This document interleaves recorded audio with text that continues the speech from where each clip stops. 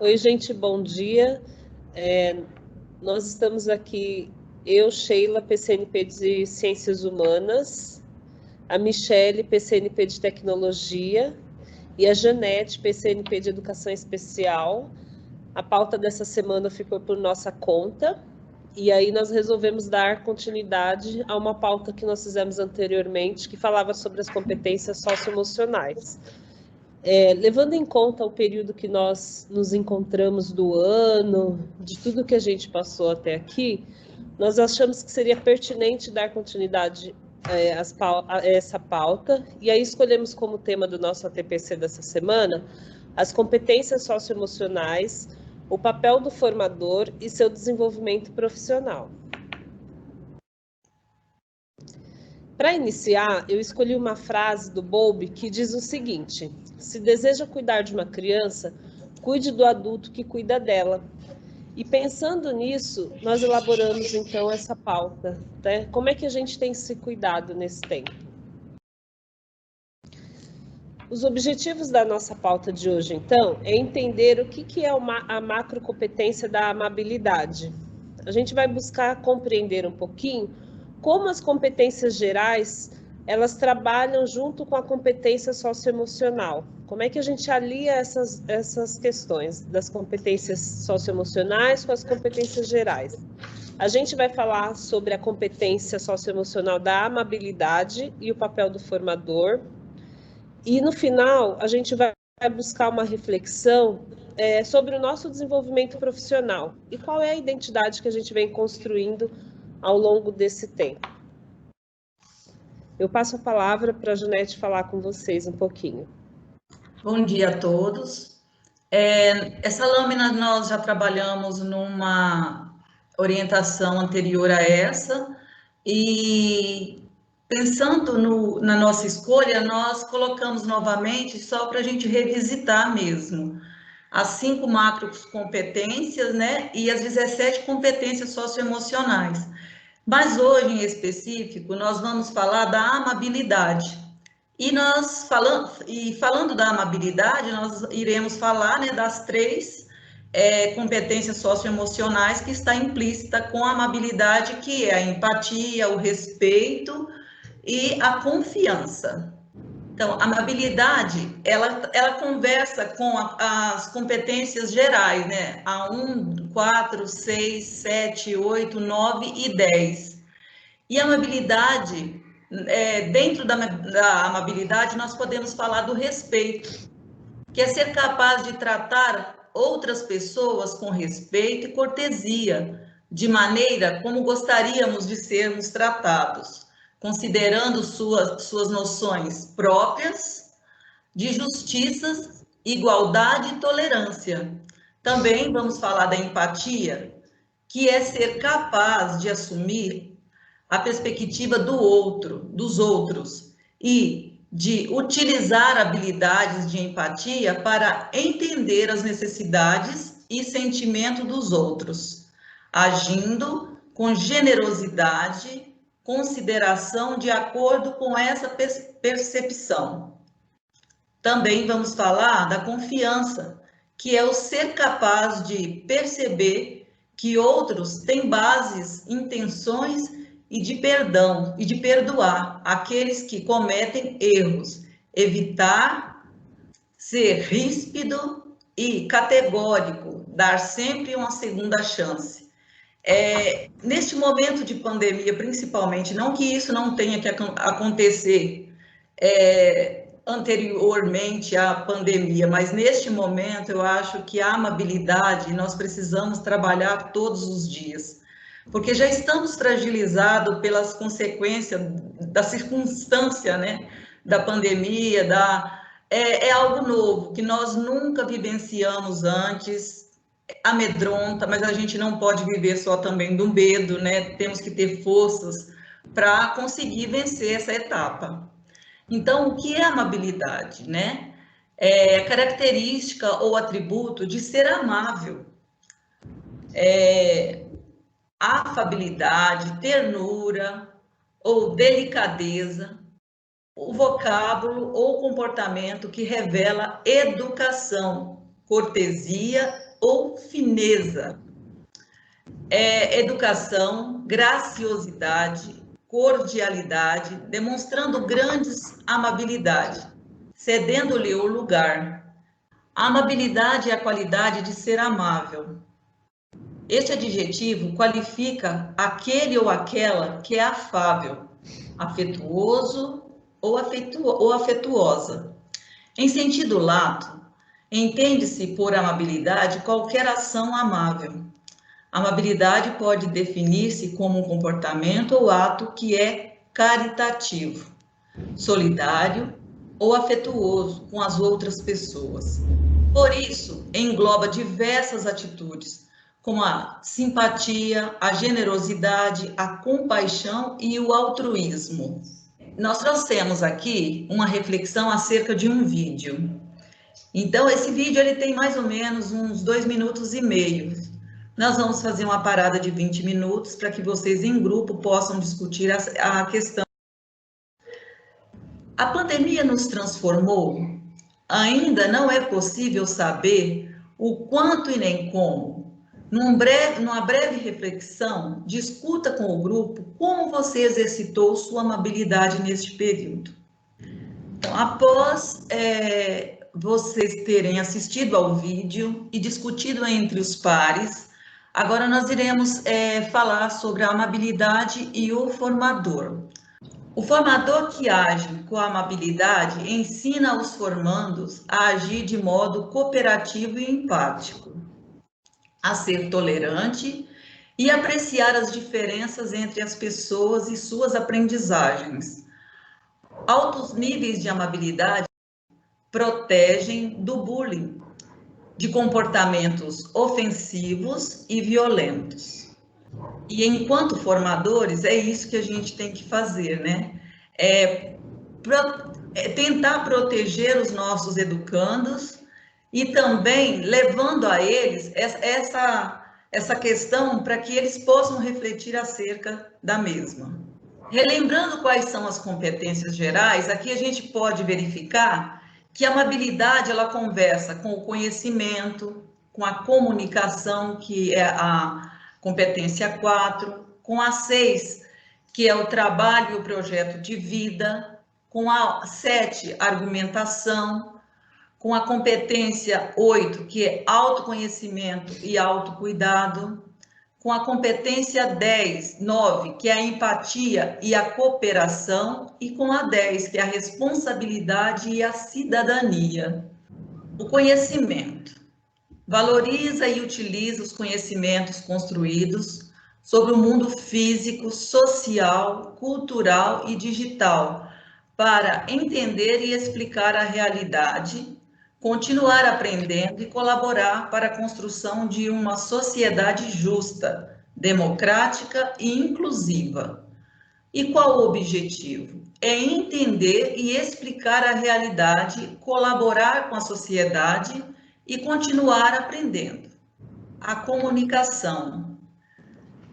Utilizar diferentes linguagens, verbal, oral ou visual motora, como libras, e escrita, corporal, visual, sonora e digital, bem como conhecimentos das linguagens artística, matemática, científica, para se expressar e partilhar informações, experiências, ideias e sentimentos em diferentes contextos e produzir sentidos que levam ao entendimento mútuo. E qual é o objetivo dessa competência? Expressar-se e partilhar informações, sentimentos, ideias, experiências e produzir sentimentos que levam ao entendimento mútuo. Competência 6, trabalho e projeto de vida. Valorizar a diversidade de saberes, vivências culturais e apropriar-se de conhecimentos e experiências que lhe possibilitem entender as relações próprias do mundo do trabalho e fazer escolhas alinhadas ao exercício da cidadania e ao seu próprio projeto de vida, com liberdade, autonomia, consciência crítica e responsabilidade. E o objetivo é entender o mundo do trabalho e fazer escolhas alinhadas à cidadania e ao seu projeto de vida com liberdade, autonomia, criticidade e responsabilidade. Sétima é a argumentação.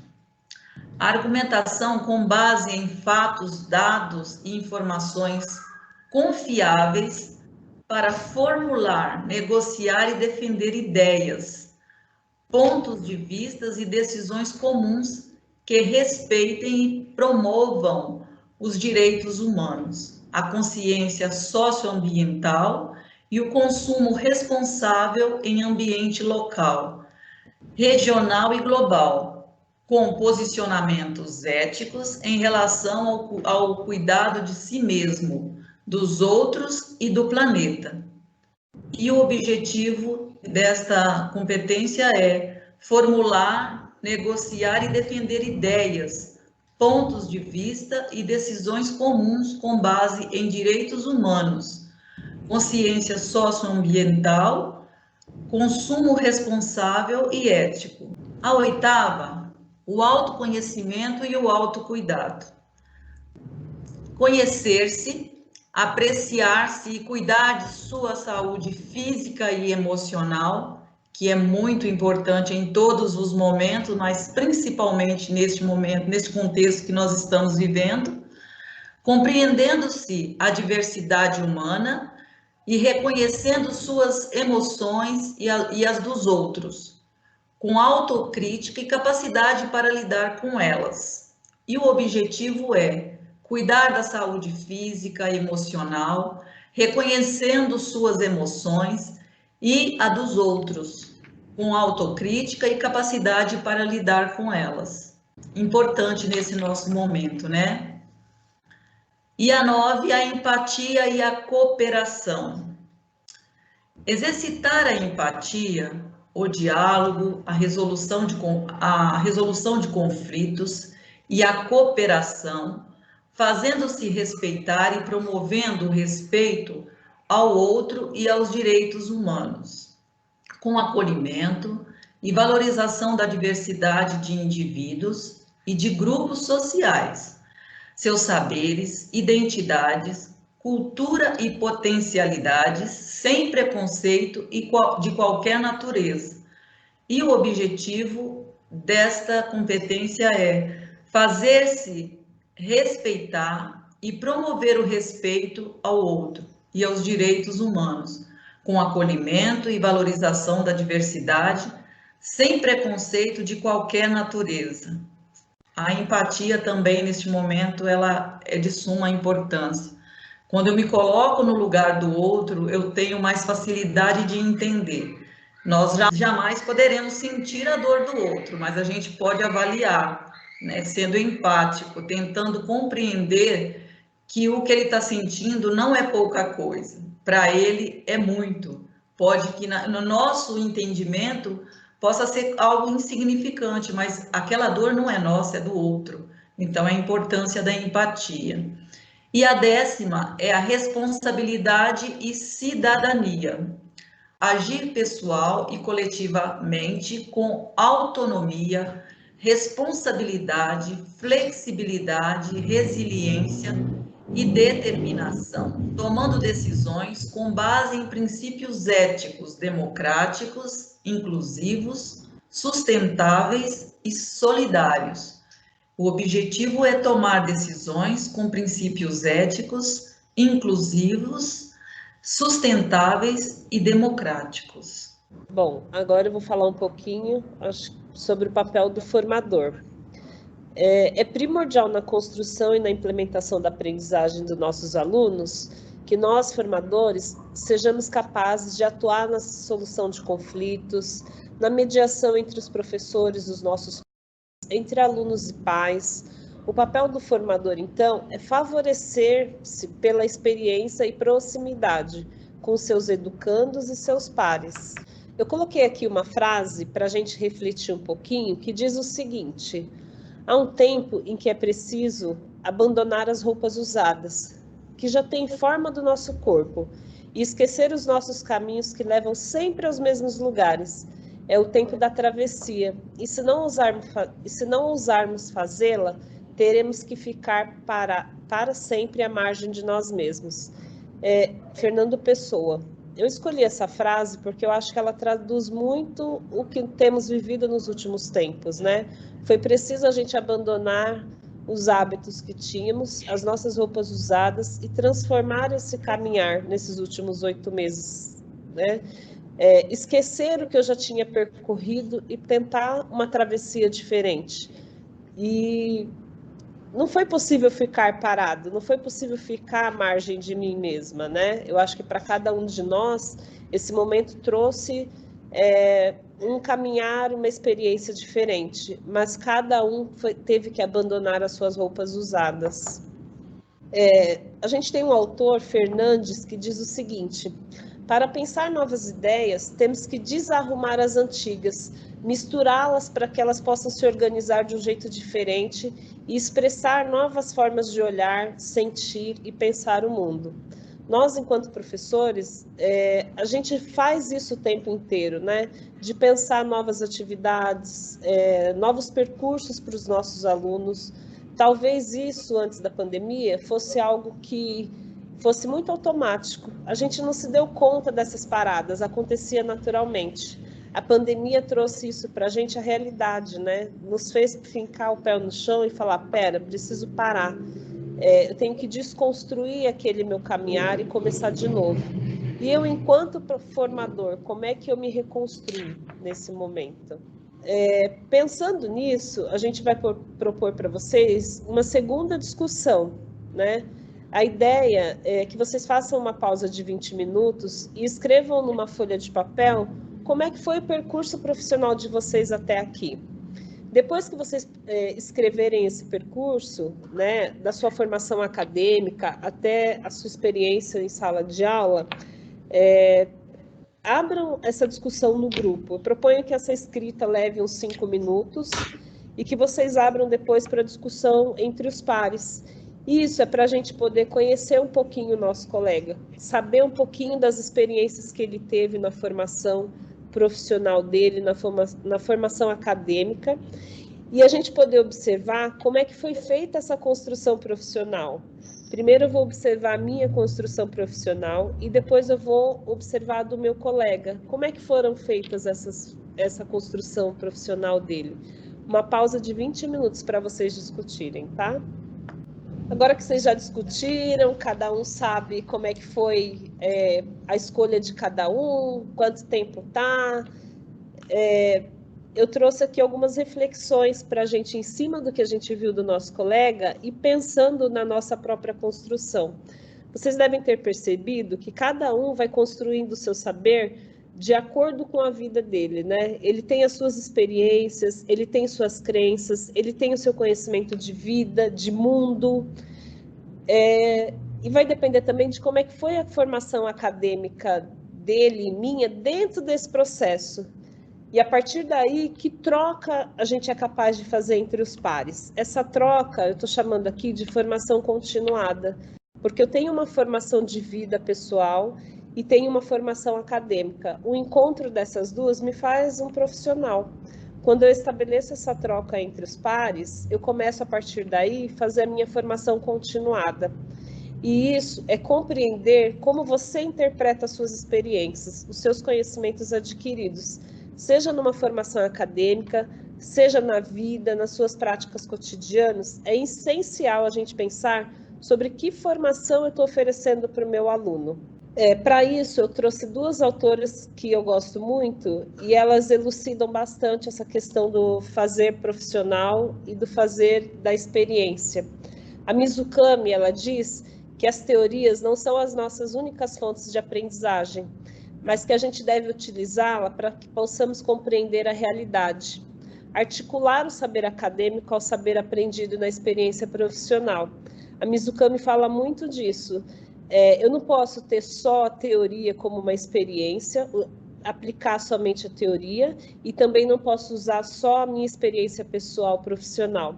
Eu preciso casar essas duas, e no casamento dessas duas, a gente tem o que a Isabel Alarcón chama de ação-reflexão. O que é essa ação-reflexão? É a articulação que ela não vai se desabrochar por acaso, espontaneamente, mas a gente aprende a desenvolvê-la ao longo da nossa carreira.